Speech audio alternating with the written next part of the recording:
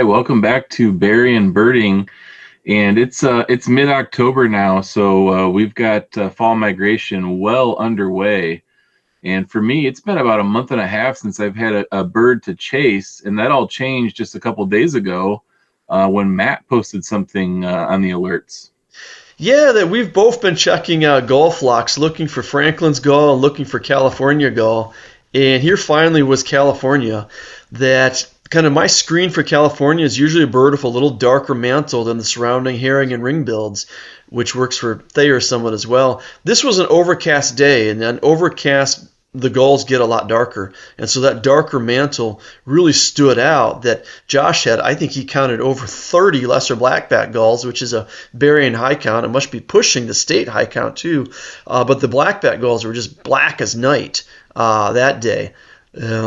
So dark mantle, and then tell us about some of the other things we're looking at here, Josh.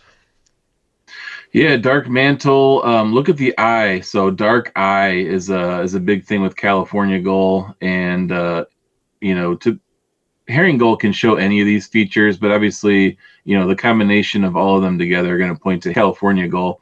If you look at the streaking on this bird too, this was more heavily streaked on the nape and the neck and the crown, even more so than most of the herring gulls that were around. Yeah, and sadly we have it kind of here right next to a ring build, but certainly in that first clip on the overcast day, this is actually the next morning in sun when I think Will kind of refound this bird while we were all standing there at New Buffalo. But you see that dark eye, it can be matched. These birds are somewhat intermediate between ring-billed and herring gull, including the bill. Herring gull has a red bill, ring-billed gull has that black ring, and here you can see this bird has a little bit of red and a little bit of black on the bill, which you could ask it, is it a young herring or something like that? But this turns out, and this is just kind of a classic adult California gull.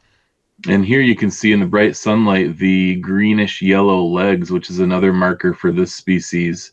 Herring gull is going to have pink legs. So if you see a big herring-like gull like this and it's got those yellowish green legs, it's an indicator to maybe take a closer look.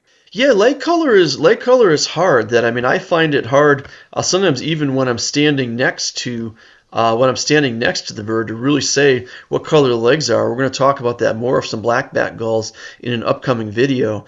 But yeah, if you can get a solid look at it, and you can see that this is closer to the ring-billed gulls. In this lighting, most ring-billed gulls would be more yellow than Cal gull is.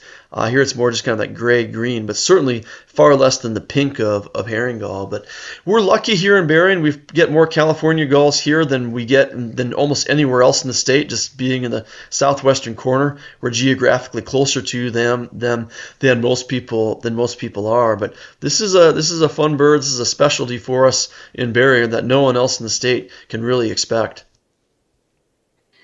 Yeah, and it's, even with us being, the specialty county or a specialty area, it still, doesn't show up that often, right? Every couple of years. It's not an annual bird, I wouldn't say. At least it's not reported annually. Definitely not annually, and you made a good point while we were talking offline.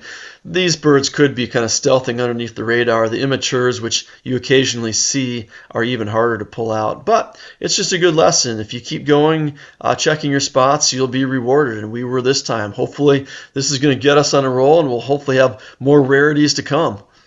All right. Tune in next time. We'll have more content. In the meantime, like, comment, and subscribe.